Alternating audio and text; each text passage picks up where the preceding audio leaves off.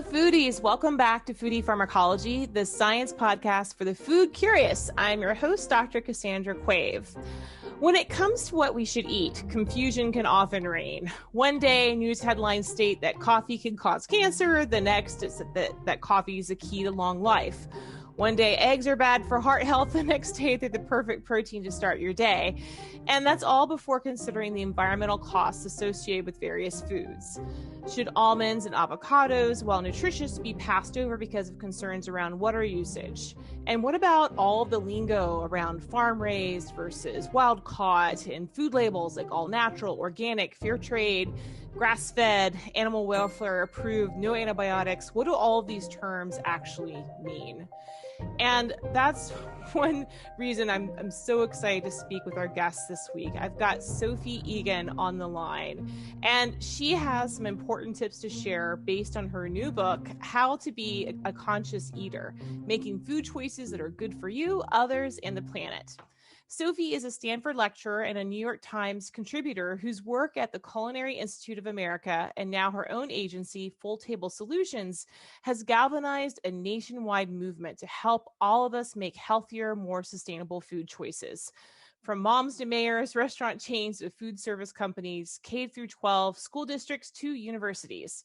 Sophie has written for the Washington Post, Eating Well, Time, the Wall Street Journal, Bon Appetit, Wired, and Sunset Magazine. Her first book, Devoured, How What We Eat Defines Who We Are, is a journey into the American food psyche. She holds a master's degree from the University of California, Berkeley, with a focus on health and social behavior. So welcome to the show, Sophie. It's so great to meet you. Thank you so much. It's great to be here. Yeah. So let's just dive in. Can you start by telling us a little bit about what attracted you to this topic? What motivated you to write this book? Absolutely. So you mentioned my first book, Devoured, and this was really an anthropological, kind of social science-based inquiry, really trying to understand how American values drive our daily relationships to food. I call it sort of a bird's eye view on ourselves, or holding a mirror up. And throughout my book tour, I would get so many questions during interviews like this or events that were essentially like, okay, yeah, all that background is great, but should I eat coconut oil or olive oil? Or, sort of cut to the chase. Is gluten good or bad?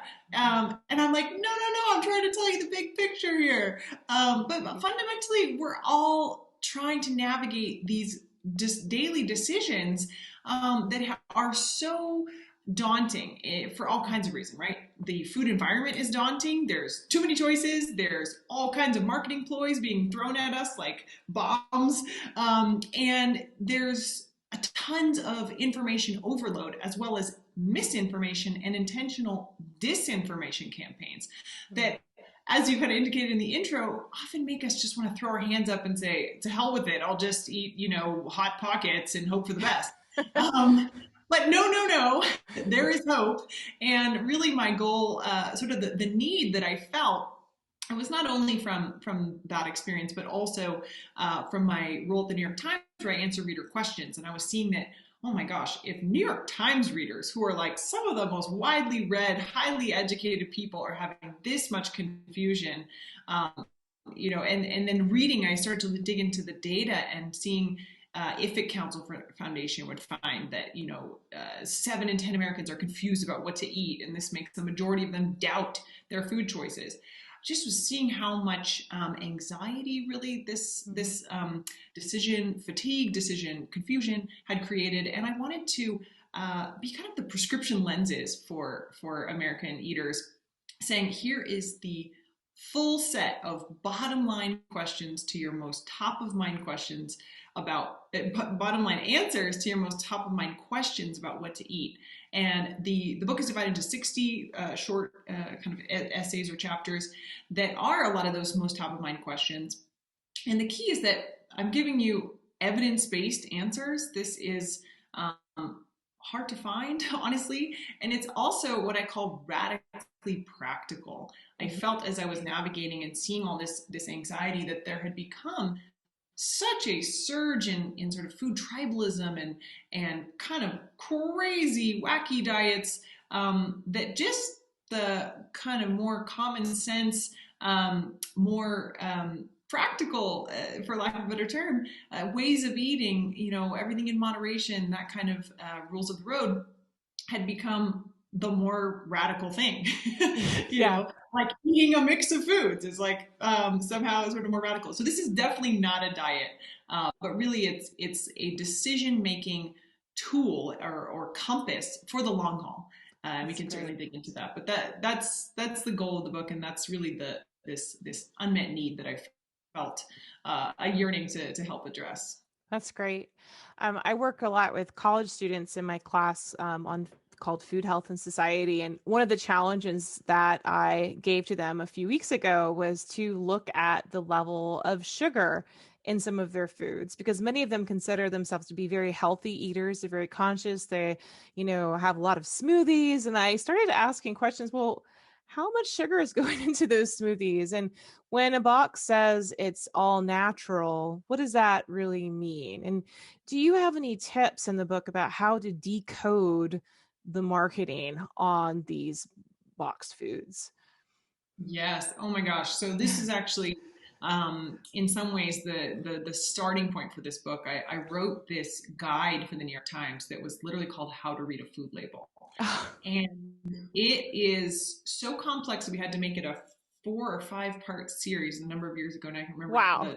the number of parts, because there's a lot. So I broke it up into, okay, so kind of what to pay attention to, like nutritionally, what are we looking for? Hmm. Basically, you want to look at calories, the type of fat, not the amount of fat, the type. You want to look at added sugar, which thankfully now is actually separated from total sugar. Hmm. Um, don't worry about sugar from fruit, for example, versus added cane sugar, and kind of which nutritional elements to be concerned with in the first place, and then really the navigating front of pack claims, which is where all that marketing stuff lives, and then how to actually read the boring black and white stuff, which is usually on the back or the side.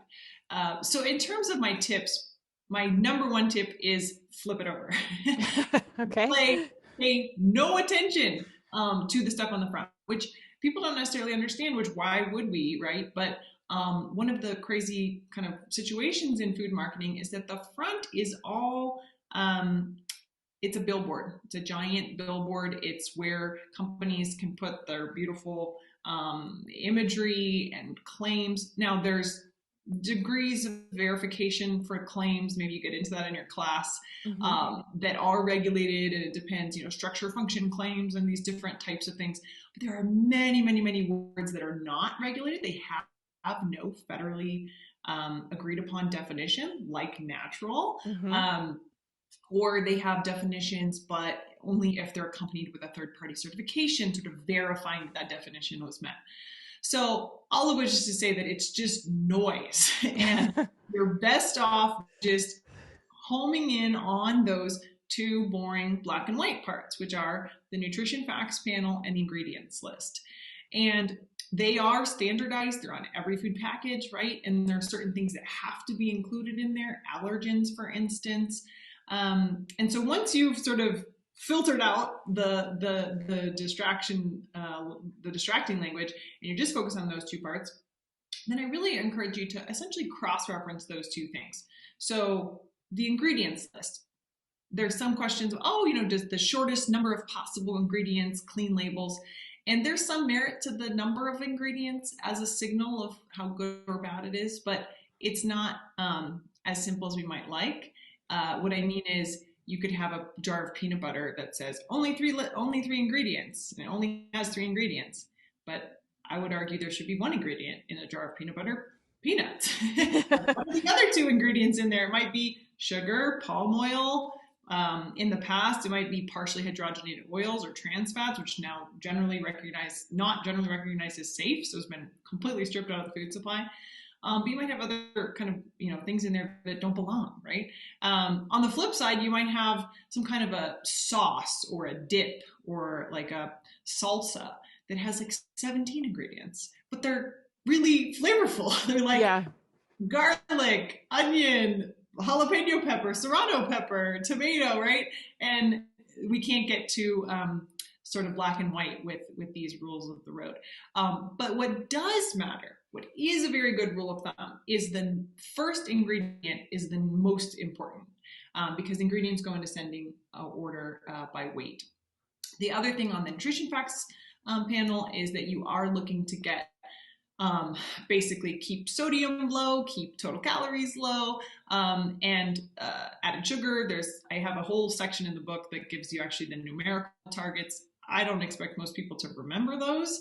I certainly don't go around with like a calculator. Okay, I'm at 17% of my daily, added sugar. Yeah.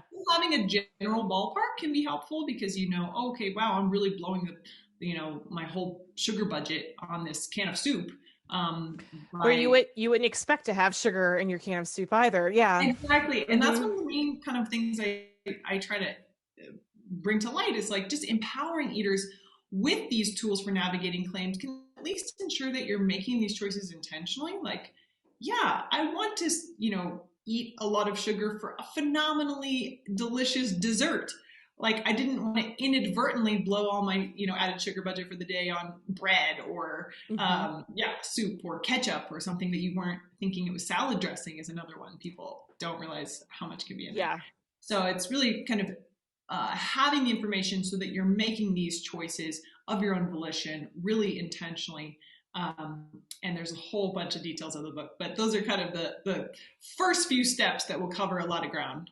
That's great. Yeah, I think it's so empowering just to have that knowledge of how to interpret the signals on the packaging. One of the things that I really encourage my students to do is when it comes to salad dressing is to actually make it yourself. It's incredibly simple to make salad dressing, and you don't have to have all those added sugars. Yeah.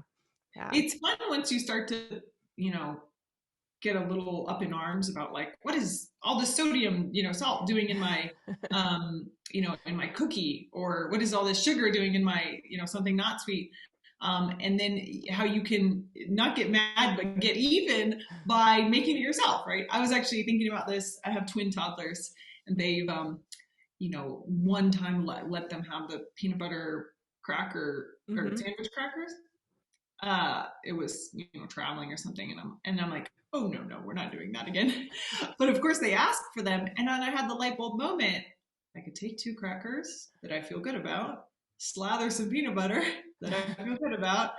And this is a much healthier, fresher, so I love that kind of just general reframing of like. Reframe it. Yeah. Of what you can do. You can get around some of these pesky, ingredient situations just by taking control, right? And that's the ultimate transparency too, of course, is when you are cooking from scratch, whenever possible. And often there's financial savings when you're making it yourself too.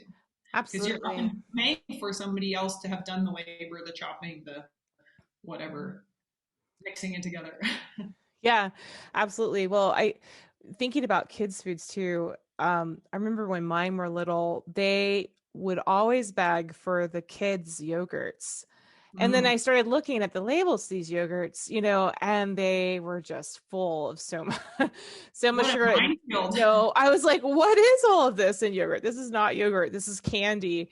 So there's a lot of things to wade through. Well, beyond understanding how these labels impact or how to interpret them and understanding that they do impact our health, there's also a consideration of planetary health. And I know this is something that you're also passionate about. Can you tell us a bit about how our food choices really play a role in climate action? Absolutely. Yeah. So, the broad scope of the book is this mental checklist, essentially 3 apertures, ways to evaluate foods along the spectrum of good, bad, worth my grocery dollars or not.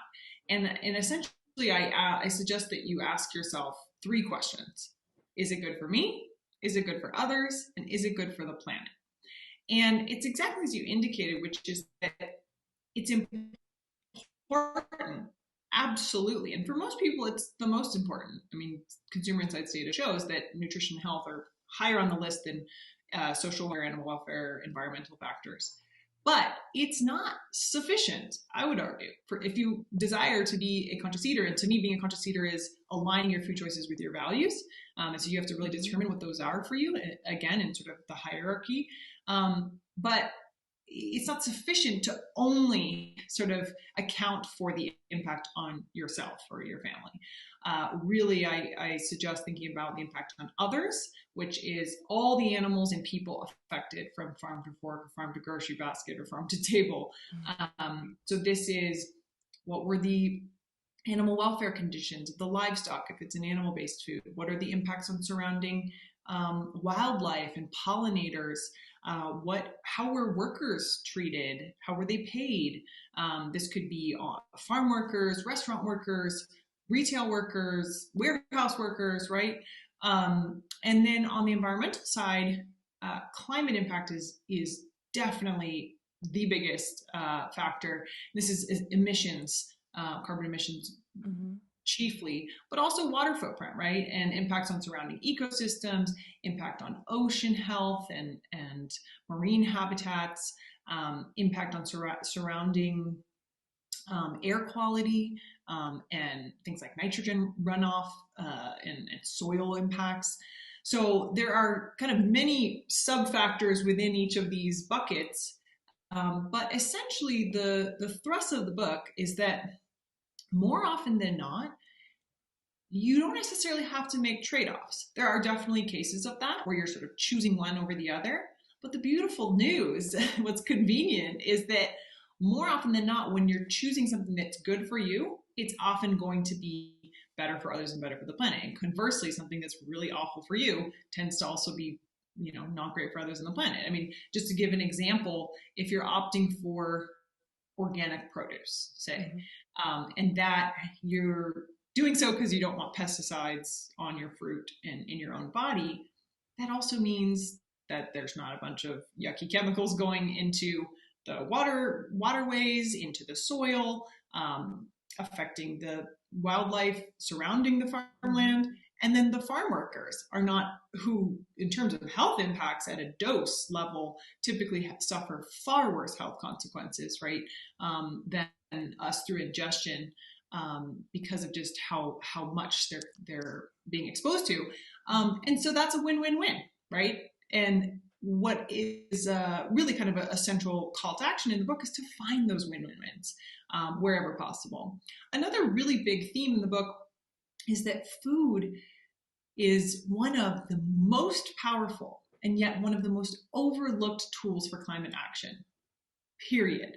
And especially when it comes to what we can do individually, right? Because we eat 3 times a day at least. And if you're a parent, you have a multiplier effect because you're feeding a family, you're shaping the identities of your children, and the choices that they're going to make over time. And so that's where you get, really kind of scale with what you as a household decision maker are affecting. And what I mean when I say that it's an overlooked tool is so often in the climate conversation, it's, renewable energy and transportation, electric vehicles and windmills, and all of those things are really important, but it's not either or. And there's this great list from Project Drawdown of the 80 plus, they're constantly adding to it, but these are dozens and dozens and dozens of the most effective solutions for reversing global warming. And literally the number one, the top of the list, is reducing food waste. Wow. And what you are, when you probe into it, it's like, oh my gosh, if food waste were a country, it would be the 3rd largest emitter behind the US and China. This just shows you the full extent of all the resources that are going to waste, right? Growing the food, all of the inputs, all the machinery on the farm, everything involved in processing the food in a factory, turning it into something that you want to eat, transporting it, packaging it, putting it on a shelf somewhere, and then ultimately disposing of it. So far and away, food waste reduction as an eater, reducing your food waste, and we can get into that if you're interested. There's tons of tips in the book, is one of the most effective things you can do. The third most effective solution overall on their list is plant-rich diets.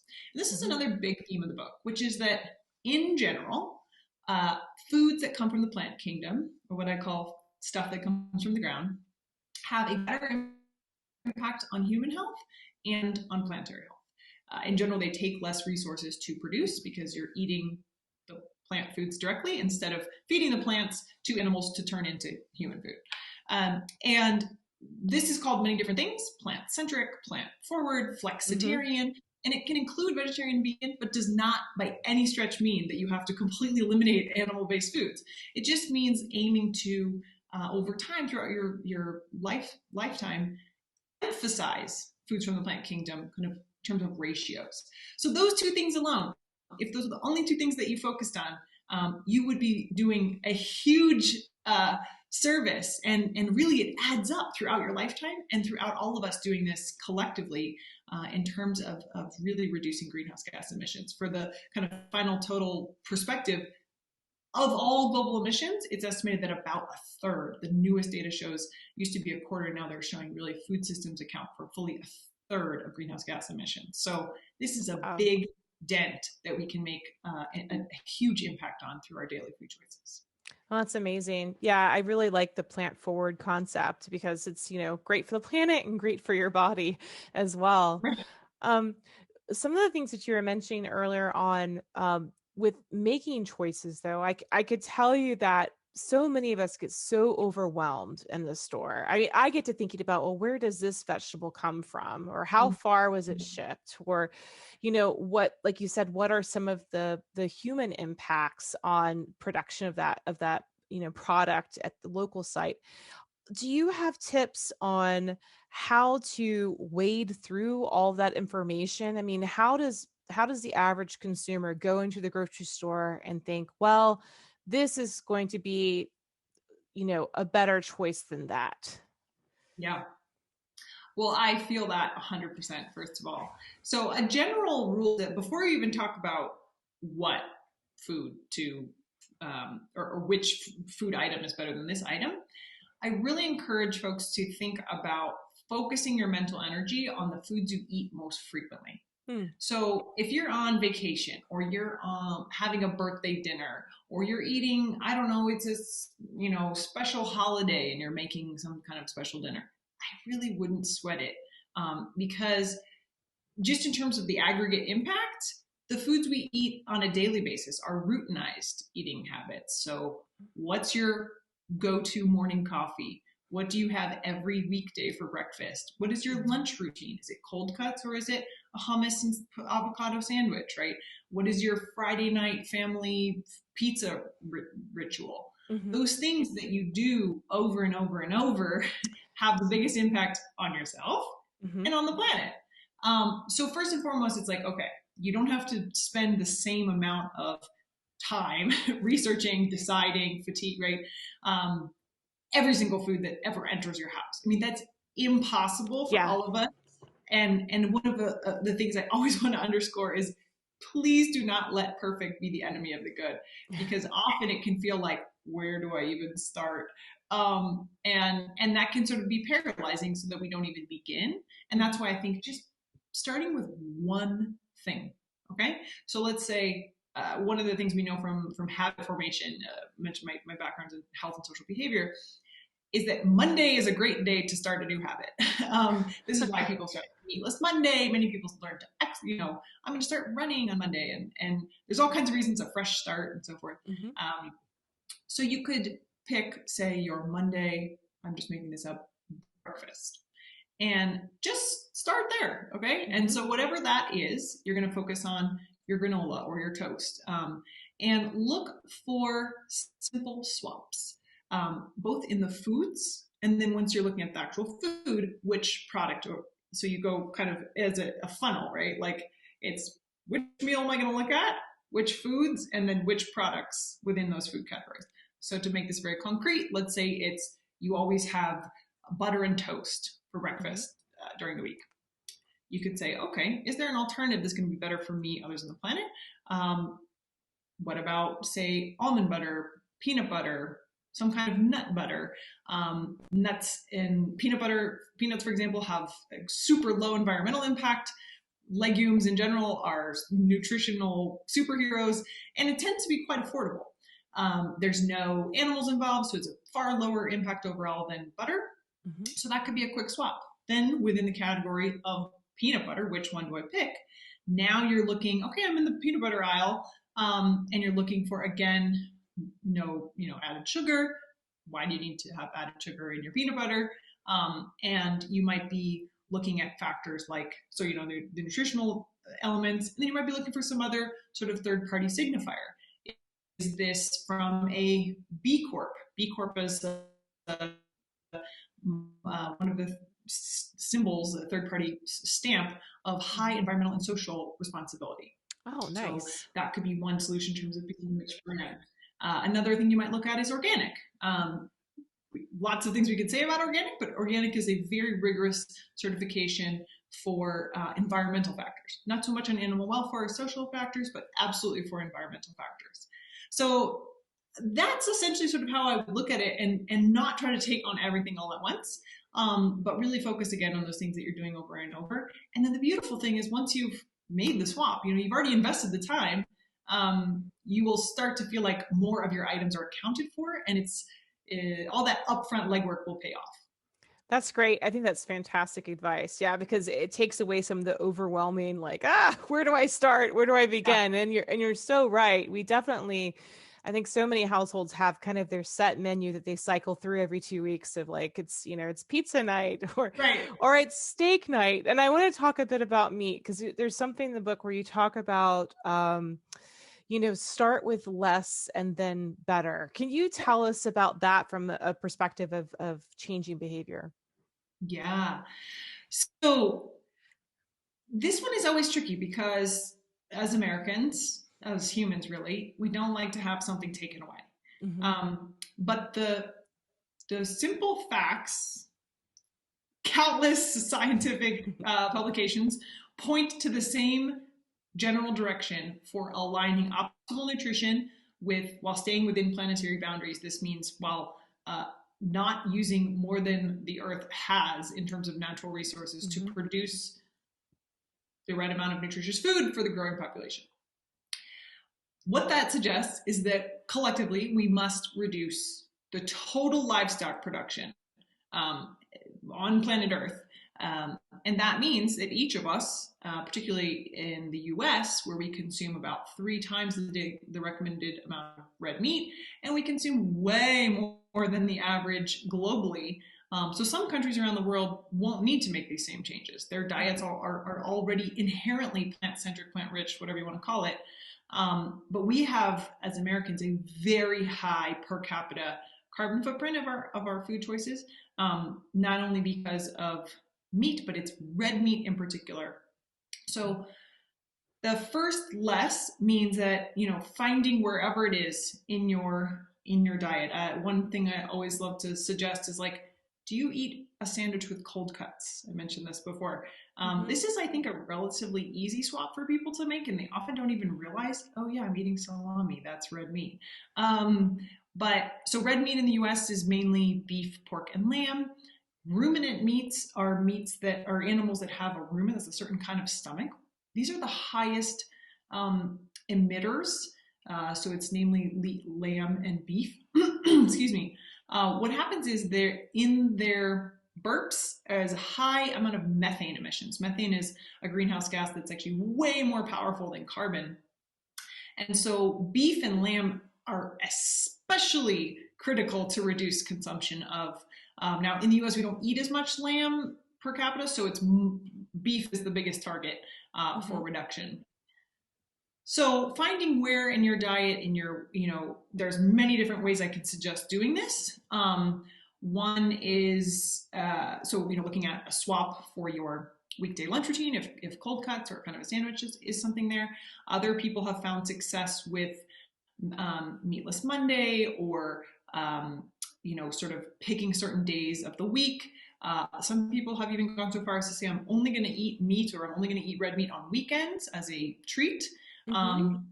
I've heard, Dr. Walter Willett, one of the most cited nutritionists or researchers, period, in all of academic literature, he's really encouraging people to think of beef as we think of lobster, a special occasion food. Yeah. Mm-hmm. And so there's some like mental reframings, and then there's the practical, what is your household's 2-week cycle, right? How many of those 14 meals, dinners, have red meat in them? And that's a really good place to start. Another, option that Mark Bittman has put forward is VB6, or vegan before 6 p.m., meaning, breakfast, lunch, some kind of snack are all totally plant-based, and then dinner is whatever. I see pros and cons to these different approaches, but it's really about finding what's going to work for you and be sustainable. Because Yeah. one of the things that I really try to underscore is that it is so much more impactful for your own health, for the health of the planet, for you to be plant forward for a lifetime than vegan for a month or a week or a summer or even 2 years, Yeah. because it's just very hard for many people to sustain. Then on the better, so once you've sort of reduced what the total amount kind of proportionally, then when we look at the better options, first and foremost is animal welfare. How are these? And unfortunately, in the United States, the vast majority, an alarming majority of the meat comes from industrial livestock, or CAFOs, confined animal feeding operations. Maybe you've seen scary documentaries about this. It really is scary. It's the opposite of win-win-win. It is lose, lose, lose, lose, lose, lose in like 50 dimensions. COVID has really brought forward this on the slaughterhouse workers side of things, right? And line speeds and just how dangerous that job is. But there's many reasons that it's all kinds of problematic. And so you have to find essentially the what is currently the niche part of the market, and it's more expensive, but it's reflecting the more true cost, right? How were the animals in the land treated? How were workers treated? So these are things like grass-fed, coming really rising up is a kind of meat called regenerative, which not only doesn't do as much harm through all the things I mentioned, but it actually restores ecosystems, and it can even sequester carbon in the soil. Oh, wow. Yeah, and so this is like a really exciting area, or it's also called managed grazing or diversified farming. So more and more, if you find producers who don't only make that one thing, but actually have livestock as part of rotations, as part of other growing other things. Polyculture is another name for this term. That can be, those can be really good signifiers. And some people have adjustments to the taste.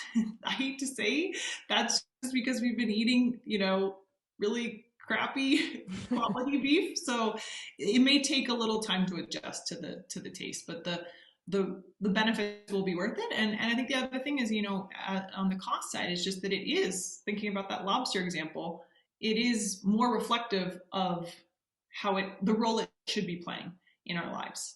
Right now, it's artificially low priced in all types of things, right? From a sausage at a in a breakfast sandwich, frozen whatever, to those cold cuts, to your dollar burger at a fast food place. So over time, I think this will be a major cultural shift, but it's one that is well underway, and there's a lot of food service operators making those options so much more delicious, so much more widely available, so that this is not about sacrifice and deprivation. It's really this opportunity to also enjoy so many other amazingly good foods, because we just have kind of a crutch on a lot of red meat products, when if you really took a step back and said, is that what of all the things I could possibly eat, is that the most fantastic? Not necessarily. Yeah, that's a really great point. And I mean, beyond the emissions, globally, we have vast destruction of many of our tropical forests for grazing beef, for also growing soy and corn, and the feed supplements for them. So a lot of room for improvement. And I think you're right. The consumer can make a huge difference in making choices that will stick for a lifetime. Right. Mm-hmm. Yeah. That's Exactly. And really, I think the thrust of that less than better is market signals. mm-hmm. So, we know where the science is pointing, but until collectively as the marketplace, we use our purchasing power, our voting with your dollar, voting with Mm-hmm. your grocery basket, as it's called, to signal that it really won't change. And that's what we need to do, is ensure that those producers are disincentivized to continue those practices, right? Absolutely. The deforestation piece is critical, and land use and all of these things. So in the aggregate, as I said, you can make a difference in making that collective signal. And it's for your own well being in the long run. That's great. So, for major takeaways, Sophie, what would you say that you'd love the foodie pharmacology audience to walk away from this knowing? Okay, so a couple things we've mentioned before, but I'll just Mm-hmm. package them back together. So one is really that don't let perfect be the enemy of the good, and just begin. Mm-hmm. This is not a all or nothing kind of approach. There is no real finish line to conscious eating, in my opinion, because what happens once you have these three apertures is that you're just committing to continuous improvement for yourself, Mm-hmm. raising your awareness in all kinds of issues, and not only your awareness, but new exposés are constantly coming out. I mean, one of the things that's not even in the book is about child slavery in the chocolate industry. Mm. Why is it not in the book? Because the big exposés came out after. But this is egregious, and something that you can make a difference through with your chocolate purchases. I give that example because the book is a framework for the long run. There are going to be new issues that come to light. That's the whole thrust of transparency, is bringing out of darkness new areas of science about nutritional impacts, personalized medicine, allergen awareness and treatments. All of these areas are rapidly evolving. But once you have that mindset, just the desire to continuously raise your consciousness, and then to do what you can within reason, within your time budget, within your financial budget, within your cultural values, your religious beliefs, right? It has to fit within your family Yeah. structure, and actually really work for you in the long run. The other one I mentioned, the two around climate, reducing food waste, and aiming where possible for the plant-centered ways of eating. The one thing I wanted to emphasize too is how those two relate, which is that Mm-hmm. of all the things you waste, the number one thing not to waste is red meat. So just keeping in mind that all food waste is not created equal, and that you do want to pay extra attention to those things that have the higher environmental impact, and not wasting those because of everything that went into them. And then I think the last thing I would leave you with is really a general goal of stepping into this right that you have to know. From my perspective, transparency and traceability are Mm-hmm. the names of the game in conscious eating, and the third party certifications, Seafood Watch for sustainability or for sustainable seafood, organic, um, different animal welfare certifications. These are the referees of that transparency game. And so when you're feeling overwhelmed, when you're feeling like, how do I know what to believe? How do I know this isn't just greenwashing or isn't just marketing language? It's really helpful to turn to those as kind of mental shortcuts, because they've done the work for you. You've just decided what values you want reflected in your food, and some of those stamps can essentially be exemplars for a whole host of benefits that have been accounted for, that somebody went and actually verified were in place. And I think that can help you feel assured that what you're buying is what you're trying to again have reflected in your food purchases. That's great. I love the idea of really learning how to use those as tools as we make these choices. That's really Exactly. important. Yeah, Great. absolutely. Well, Sophie, where can people find out more about your book? Yeah, so you can check out sophieegan.com for more information about the book, and then you can find me on Twitter at sophieeganm. Awesome. Well, thank you so much for coming on the show. This has been really enlightening. Thank you Great. so much. It was really fun. Yeah. You've been listening to Foodie Pharmacology, the science podcast for the food curious, recorded on Zoom during the COVID-19 isolation period. You can find this and other episodes on our website at foodiepharmacology.com or on YouTube at Teach Ethnobotany under the Foodie Pharmacology playlist. Thanks so much for listening. Stay healthy out there, and I'll see you next time. Great. That was fantastic.